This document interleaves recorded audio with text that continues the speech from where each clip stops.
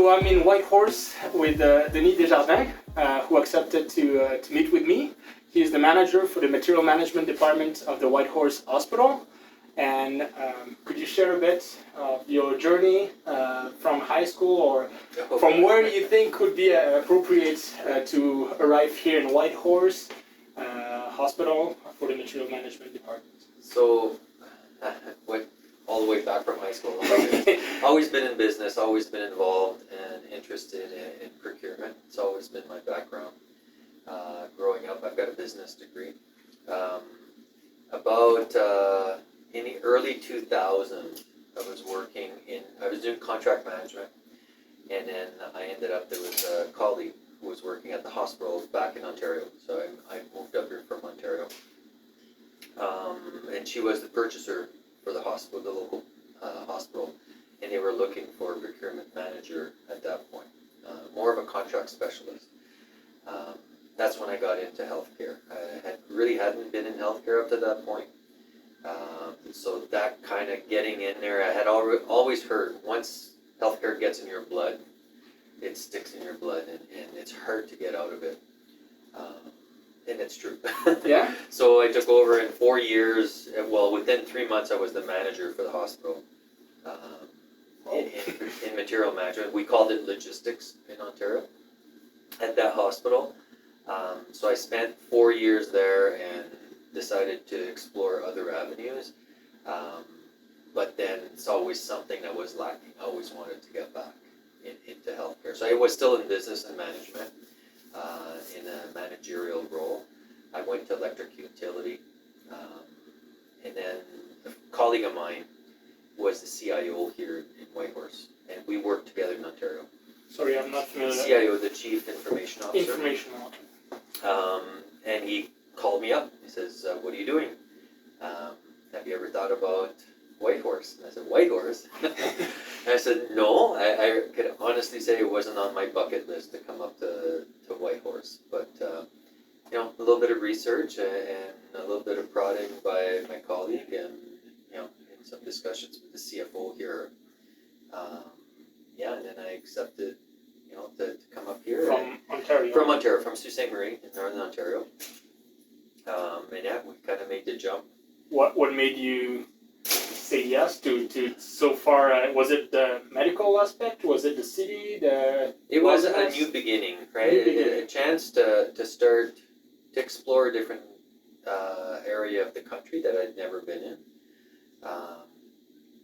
and also to get back into healthcare, which was very important to me, to be able to an opportunity to get back in and get back to what I really enjoyed doing and what I missed. So. But that's kind of what really precipitated me coming up to Whitehorse. Yeah, I have to honestly say, if it hadn't been for a close friend of mine, it probably never would have happened. Never was looking at Whitehorse. And it's amazing how many people don't know this part of the country. No, it's incredible. It's really spectacular. The number of people who think when I say I'm coming, when we're preparing to leave, a lot of people thought I was going to the U.S. Where I was going to Alaska. I said, "No, I'm not going to Alaska. We're going to the Yukon." "Oh, Yellowknife." "No, not going even close to Yellowknife." But it's amazing how many people don't really know their own backyard and their geography for their own country. But I've been amazed ever since I've been up here. But it's fantastic because you've worked in another hospital in Ontario, right? Yeah. And in this one, did you see any differences? Or there is also time difference for sure. Yeah. It was not the same period. There's huge differences. I went from what we were a small hospital with 300 beds to a small hospital here, which is 50 beds. So, when you put it into context, there's a huge difference. In a territory like the Yukon, which we're not huge. I mean, the total population of the Yukon is 48,000. And 40,000 are now live in Whitehorse. But you become a key player, and we play a huge role in providing healthcare to all the residents of the Yukon, not just Whitehorse. We have 2 satellite hospitals, one in Dawson City, which are up north, and one in Whitehorse, or Watson Lake. Okay, yeah, But when we they're entered both Yukon. they're both our hospital. We're one corporation, so they're Do our you satellite manage, do you facility. manage them as well? I do all the procurement for the entire facility for all our groups. So I play a big role, and everything is purchased out of Whitehorse, and we ship out to Watson and Dawson, our two satellite hospitals. And there, like you said, it's a small hospital, but there's no bigger hospital that you can send. So you need to still have all the material that is required to treat 90. And I 99% or- think that's one of the key elements in living in a remote area. Like, I mean, the delivery of patient care is a little bit different. I mean, we all have the same needs, and we try and provide services locally as much as we can, because you don't want to displace families to have to go to Vancouver. But the reality is we don't have access to all the services that a Vancouver and Calgary, Edmonton would have. And those are usually our key hospitals where we will medevac patients out in the event of emergencies. So, I mean, you have to kind of balance the quality patient care locally versus, getting them what they need when they need it. So it's really there's a different elements that you have to look at when you're managing supplies for that kind of an environment, just because I'd love to be at the forefront of everything, but we would never have the expertise internally to be able to manage that process. So how do you define that line? Is it based on what surgeons and physicians you have here? Definitely plays a huge role in terms of we have we've just introduced in the last couple of years an orthopedic program. So before you broke your leg, you were going to Vancouver.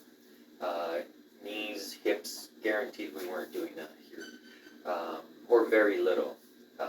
But now we have some local orthopedic surgeons, so our numbers have increased significantly of what's done here in Territory as opposed to going to BC. And usually when you have orthopedic surgery needs, you don't want to travel all the way to Vancouver. No, because you have to be mobile, and sitting in a plane, exactly. for 4 or 5 hours is not going to be pleasant coming back, and the recovery time that's associated with that. So we want to minimize that, and having family members and being able to care for them is very important.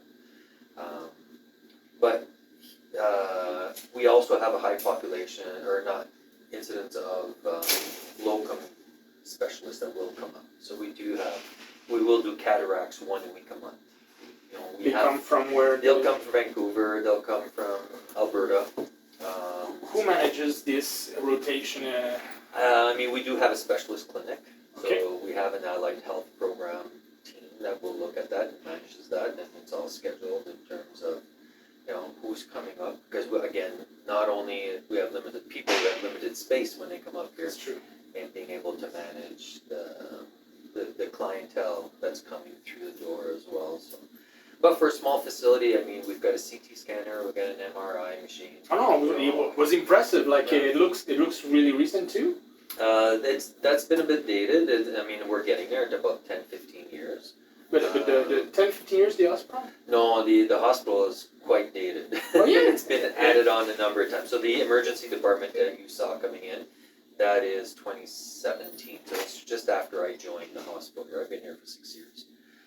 So that's a new facility, a new wing that we develop on that. But the rest of the hospital is about 2000, even adding on from previous. This used to be a federal hospital way back in the day, where it was, and then we became our own corporation at arm's length from the government, but we do work closely with the government. Being a small community and a territory, you inherently, that's one thing. If you're asking me the big difference in healthcare system and delivery model, you're really tied in closely to government at that point. Yeah.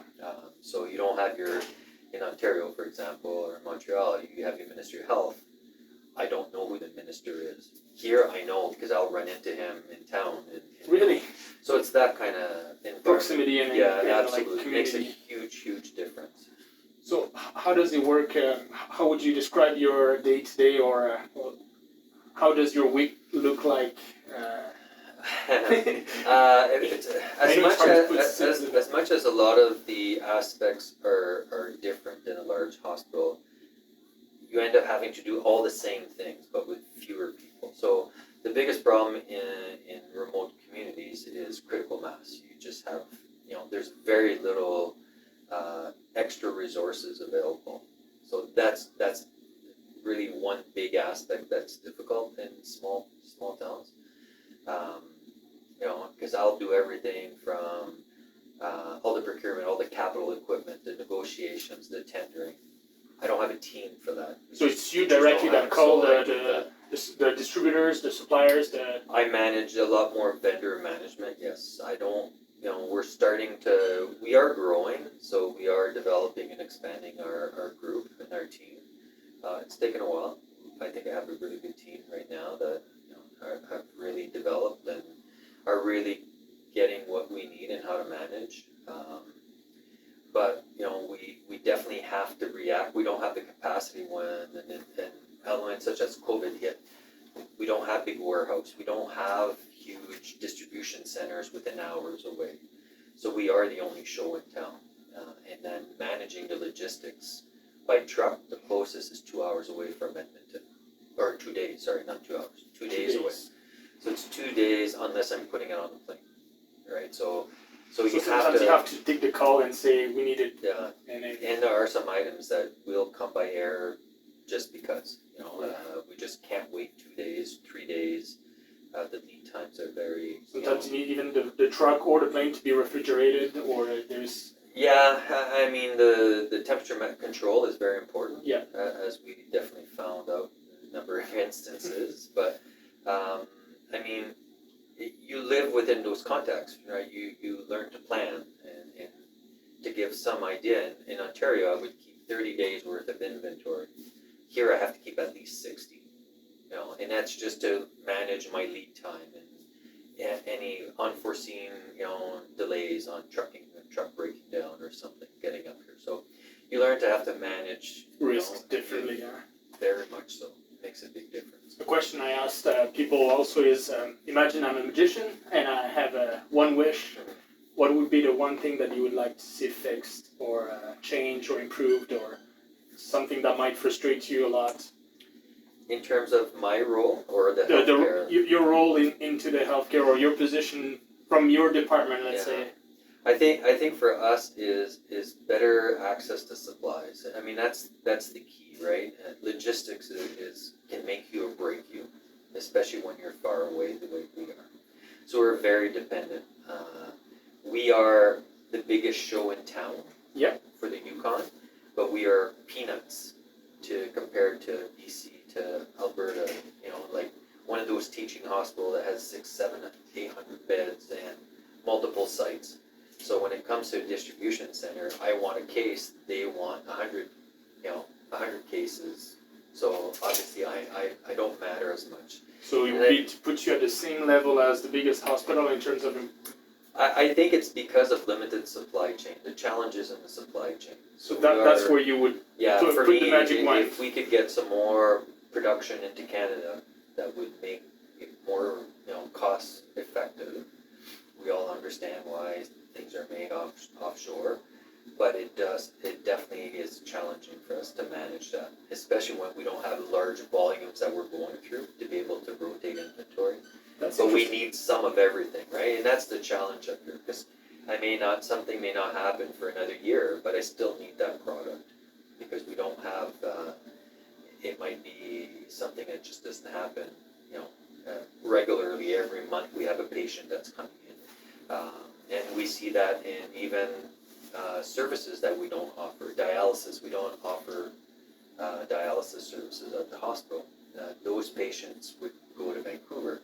We cannot sustain that. No, they cannot sustain that. We just don't have the capacity for all the requirements that go along with that to be able to do that in a small community. I see. So just to wrap it up, supply chain is what you would fix, and you would fix it by manufacturing more or having more distribution centers in Canada. Would you say that one of the challenges is also to cross the borders? I think we witnessed that significantly with COVID, with the pandemic, right? In the PPE supplies, everything being offshore, and then, then we got, we didn't have the volume or the capacity or the, the volume that we were buying compared to the US, for example, right? We buy a tenth of what they buy, so the You get the manufacturers are going to crumbs. look at who's going to... You get the crumbs of what's... Exactly. So I think that if we could address those issues, I mean, funding is always an issue, of course. Yeah. I mean, that's not going to go away. Funding resources, more people. More people, I mean, if I'm going to look... But if you ask me from material management perspective, from my role, is better supply in Canada, and then having access to, right now, the back orders and stockouts or manufacturing issues are rampant. And they've been for a long time, and they haven't gotten any better. But you just try and manage within those parameters and dealing with the changing regulations and the support for all of our clinical team, not just the clinical team, the physician group and the administration, and understanding that because I'm the biggest player, I also support the entire territory. So it's not just the hospital system. I also provide, because we have a warehouse, we do also then provide Yukon government with their community nursing stations. And, they probably get the majority of their supplies through us, but they do have specific needs for long-term care, which we don't care for in acute care setting. Yeah. So they procure those, but I'd say the majority of their products will come through us just because we've got the better contracts. But it's also like critical mass, right? In terms of we can order, they need smaller unit of issue, whereas I need cases. So easier for them to order through me and not be wasteful out there. Outside the whole... It's really looking at from my perspective, I've always looked at it, I try to look at it from a holistic perspective of the healthcare and the taxpayer dollars for the Yukon. It's not just for the hospital alone, it's how do we... That's a big responsibility. We provide healthcare and make sure we have everything that the entire territory needs in these times. So it is a challenge. So why... Maybe that's another reason I came up here, understanding that challenge. And it's definitely a big challenge in terms of being able to support and play a key role in a small facility, because you become one of the experts, if you will, the knowledge expert on how to do certain things. So it can definitely make you or break you. And you're making a huge difference in all the patients and the people, the family's life. Yeah. Thank you so much. I won't take much more of your time, but thank you so much for... You're very welcome, and good luck with everything here. Thank you.